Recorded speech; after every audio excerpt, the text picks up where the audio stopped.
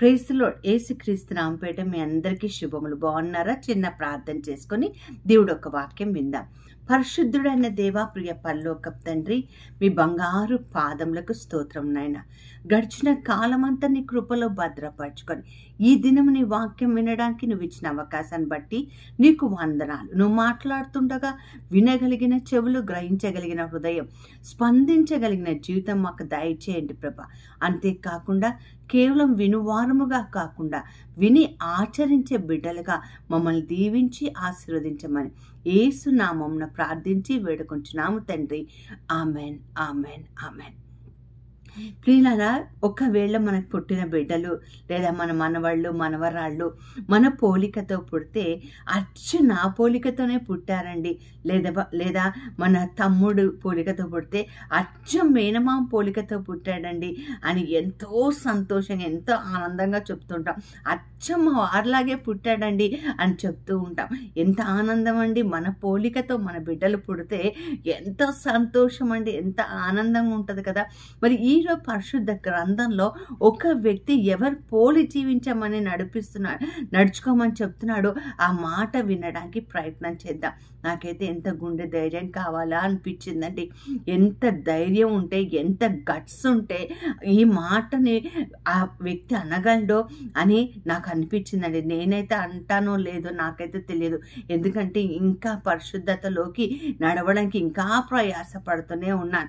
ఆఖరి శ్వాస వరకు కూడా పరిశుద్ధంగా బ్రతకడానికి ఇంకా ప్రయాసపడతానేమో నాకు తెలియదు. కానీ పౌలు గారు అసలు ఎంత చక్కగా రాస్తున్నారండి. అదేనండి మన పౌలు గారి పరిశుద్ధ గ్రంథంలో ఉండి అంతకుముందు ఆయన హంతకుడు, దూషకుడు, హానికరుడు, హింసకుడు అయిన పౌలు సడన్గా ఒక మాట మాట్లాడుతున్నాడు. ఆ మాట విందామండి.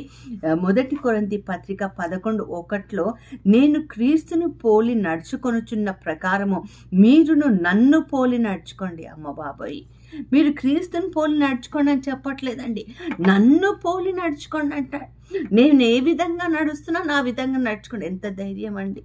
వాక్యం బోధించి 25 సంవత్సరాలు, 30 సంవత్సరాలు పుట్టుకతోనే క్రైస్తవత్వంలో ఉన్న, విశ్వాసంలో ఉన్న ఎవరినన్నా చూసి నన్ను పోలి నడుచుకోండి అయ్యా అని మనం చెప్పగలుగుతున్నామా?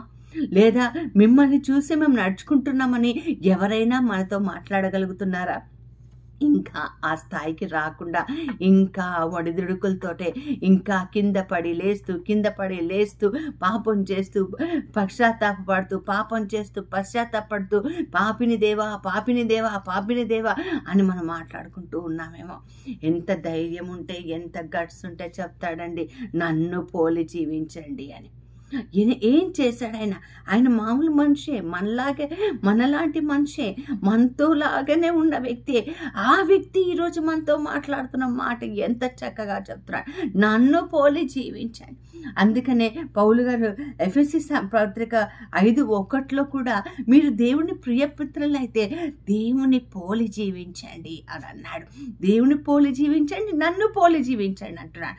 క్రీస్తు బిడ్డలారా, క్రీస్తుని వెంబడిస్తున్న బిడ్డలారా, ఈరోజు ఇది ఒక ఆత్మ పరిశీలన చేసుకోవడానికి ఒక సమయం. మనకి పుస్తకం తీసుకొని, పేపర్, పెన్ను తీసుకొని రాసుకోండి. ఈ రోజున ఏ వాక్యం ద్వారా మనం బలపరచబడుతున్నాం, ఎవరి పోలి జీవించాలి, అంత ధైర్యంగా ఏ విధంగా జీవించాడు, ఆయన లైఫ్ స్టైల్ ఏంటి, అందులో మనకేమన్నా ఉపయోగపడే ఉంటే వెంటనే వాటిని తీసేసుకొని దాన్ని వెంబడించడానికి ప్రయత్నం చేద్దామండి. ఈ మధ్య కాలంలో రైస్ తినకండి, మీరు మిల్లెట్స్ తినండి అంటే అవి చాలా ఆరోగ్యకరమైనవి అంటే అందరూ కూడా మిల్లెట్స్లోకి వెళ్ళిపోయారు కదా. ఏది మంచిది మన ఆరోగ్యానికి, శరీరానికంటే గబగబాది తినేస్తూ ఉంటాం కదా. మరి ఆత్మకు ఏది మంచిది, ఏది పోలి మనం జీవించాలో మనం ఈరోజు తెలుసుకుందాం. ఒక్క నిమిషం క్షమాపణ కోరుకుందామండి. దేవుని పోలి మనం జీవించటం లేదేమో, మరి మనల్ని చూసి క్రీస్తులోకి జనాలు రాలేకపోతున్నారేమో. అందుకే పశ్చాత్తాపడుతూ దేవుడికి వాక్యం విందామండి. ఫిలిప్పీ పత్రిక 4:11 ఏమంటాడంటే, నాకు కొదువ కలిగినందుకు నేను ఇలాగ చెప్పుట లేదు, నేను ఏ స్థితిలో ఉన్నానో ఆ స్థితిలో నేను సంతృప్తిగా ఉండుట నేర్చుకుంటేనే. చూడండి, నాకు ఏ స్థితి ఉన్నా సరే నేను సంతృప్తిగా ఉండటం నేర్చుకున్నాను. I'm happy, I'm satisfied, I'm content. నాకు సంతృప్తిగా ఉంది. ఇదండి ఆయన చెప్తున్నాడు. ఇది చూసి నా నుండి నేర్చుకోండి అని ముందుకు వెళ్తే ఏం చెప్తాడంటే ఫిలిప్పీ పత్రిక 4:12లో ఆయన అంటాడు, ఏ సంపన్న స్థితిలో ఉండినను లేదా పేదరికంలో దీన స్థితిలో ఉండినను, కడుపు నిండి ఉన్నను ఆకలి కొని ఉండినను, సమృద్ధి ఉండినను లేమి కలిగి ఉండటను ఎలా ఉండాలో నేను నేర్చుకున్నాను. అన్ని వేళల యందు నేను ఎలా ఉండాలో నేర్చుకున్నాను. నన్ను చూసి నేర్చుకోండి అయ్యా. బాగా బిర్యానీ దొరికినప్పుడు చాలా ఆనందించేసి పచ్చడి మెతుకులు దొరికినప్పుడు ఏడుస్తూ ఉండకండి. ఒక్కొక్కసారి ఆర్థిక ఇబ్బంది కలుగుతుండొచ్చు, ఒక్కొక్కసారి సమృద్ధి దొరుకుతుండవచ్చు. అన్నీ పోగొట్టుకున్న యోబు ఒక మాట అంటాడు కదండి, దేవుడిచ్చాడు దేవుడు తీసేసుకున్నాడు, సంతృప్తిగా ఉన్నాడంటండి. నాకు ఎంత నచ్చిందో ఆ మాట అయితే. సంతృప్తి లేక మనిషికి సాటిస్ఫాక్షనే లేదండి, తృప్తి అన్నదే లేదు. ఇంకా కావాలి, ఇంకా కావాలి, ఇంకా ఊరుతున్నట్టు బావిలోంచి నీరు ఊరుతున్నట్టు మనిషి నుండి కోరికలు పుట్టలు ఊరుతూ ఉంటాయండి. ఎంత సంతృప్తిగా ఉన్నాడండి. ఏ కొదువ ఉన్నా కూడా, ఉన్నా లేకపోయినా నేను హ్యాపీగా ఉన్నాను. ఈరోజు తినడానికి ఉన్నా రేపటికి లేకపోయినా హ్యాపీగా ఉన్నాను. ఈరోజు నన్ను అందరూ పొగిడినా రేపొద్దున అందరు తిట్టినా నేను సంతోషంగానే ఉన్నాను అంటున్నాడు. సో సంతృప్తి అన్నది ఆయన పోలికలో ఉందండి. మరి అది మనం నేర్చుకుందామా? అలాగే మనం చూద్దాం. రెండోదిగా మనం చూసినట్లయితే 1 తిమోతి 1:5 నేను పాపులలో ప్రథముడని అంటున్నాడండి. ఎవరంటండి? సౌలు నుంచి పౌలుగా మారాడు, పౌలు నుంచి సౌలుగా మారలేదండి. ఒక్కసారి మారు మనసు పొందాడు, తిరిగి మళ్ళీ పాపం జోలికి పోయినట్టుగా పరిశుద్ధ గ్రంథంలో ఎక్కడ రాయబడలేదు. అయినా కూడా ఆయన అంటాడు, పాపుల లిస్ట్ అంతా తీస్తే అందులో నేను ప్రథముడను. అంటే ఎంత తగ్గించుకుంటున్నాడు చూడండి, ఎంత యాక్సెప్ట్ చేస్తున్నాడు చూడండి, ఎంత ఎక్నాలెడ్జ్ చేస్తున్నాడు చూడండి, నేను పాపిని అని. చాలా సందర్భంలో పాపం ప్రజలకి కళ్ళెదుట కనిపిస్తున్నా సరే, తప్పుడు జీవితం కళ్ళెదుట కనిపిస్తున్నా సరే, రోత జీవితం కళ్ళెదుట కనిపిస్తున్నా సరే, అది ఒప్పుకోవడానికి మన ఆత్మ, శరీరము, ప్రాణము, మన వ్యక్తిత్వం కూడా ఒప్పుకోదండి. రీజన్స్ వెతుకుతూ ఉంటాం. ఒకరోజు ఒక సహోదరి నాకు చెప్తుంది, నేను శరీరాన్ని అమ్ముకొని నా కుటుంబాన్ని పోషిస్తున్నానని చెప్పింది. నేను అడిగాను, అది పాపం కదమ్మా. ఆమె అంటుంది, నాకు ఇంకా వేరేది లేదండి, వేరే వృత్తి లేదు, నాకు భర్త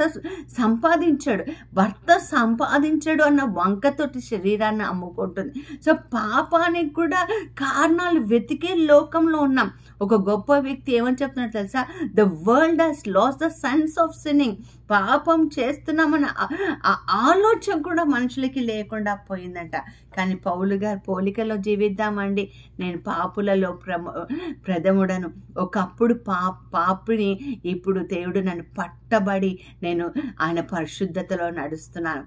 మూడవదిగా మనం చూద్దాం, త్వరగా మనం చూద్దాం. 1 కొరింథీ పత్రికలో మనం చూస్తున్నాం. మరి 2 కొరింథీ పత్రిక 10:17, 1 కొరింథీ పత్రిక 1:31 అతిశయించువాడు ప్రభునందు అతిశయించువాలే. If I want to boast myself, I will have to boast in the Lord అని ఉందండి ఇంగ్లీష్లో. అంటే నేను గర్వించదగినవి ఏమన్నా ఉన్నాయా అంటే, నా ద్వారా ఒకవేళ దేవుడు ఒక అద్భుతం చేసినా, ఒక స్వస్థత చేసినా, లేదా ఒక మంచి కార్యం చేసినా, ఒక ప్రవచనం నెరవేర్పులోకి వచ్చినా, అది ఎవరి వల్ల జరిగింది? దేవుడి వల్ల జరిగింది. కాబట్టి నేను అతిశయించాల్సింది దేవుడిలో. ఈ పోలిక చాలా తక్కువ ఉంటుందండి. మనందరికీ కూడా మన వల్ల, ప్రార్థన వల్ల చాలా మంది బాగుపడిపోయారని మనమే విర్రవీగుతూ ఉంటాం. ఆ దేవుడు అనేవాడే మన జీవితంలో లేకపోతే, క్రీస్తు ఆత్మ మనలో లేకపోతే మనం మట్టి వంటి వారమండి. అతిశయించువాడు క్రీస్తులో అతిశయించండి. బైబిల్ ఇంకా చెప్తున్న మాట ఏంటంటే, ప్రభువు హెచ్చిస్తే తప్ప మనం హెచ్చించుకోకూడదు. ప్రభు హెచ్చించిన వాడే ధన్యుడు. లేకపోతే వ్యర్థుడని రాయబడి ఉందండి.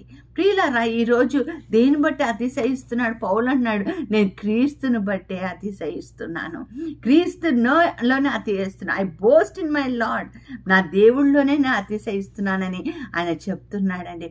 ఈరోజు ఇంకొక మాట చూద్దాం. ఫిలిప్పీ పత్రిక 1వ అధ్యాయం 21 నుంచి 23వ వచనంలో ఆయన ఏమంటాడంటే, నా మట్టుకైతే బ్రతుకుట క్రీస్తే, చావైనా మేలే, ready to die for the lord.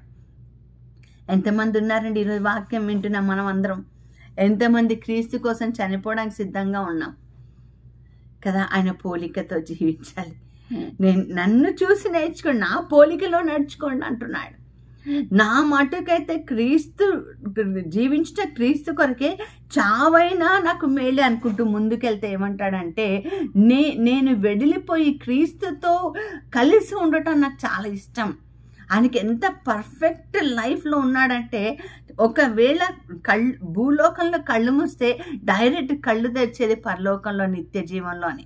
ఈరోజు ఆత్మ పరిశీలన చేస్తామా? ఈ రాత్రికే దేవుడు మన ప్రాణం అడిగితే, లేదా వాక్యం వింటూనే మన ప్రాణం పోతే, మన దేవుడి సన్నిలోకి వెళ్ళగలుగుతున్నామా, లేదా ఇంకా వెళ్ళలేని పరిస్థితిలో ఉన్నామా?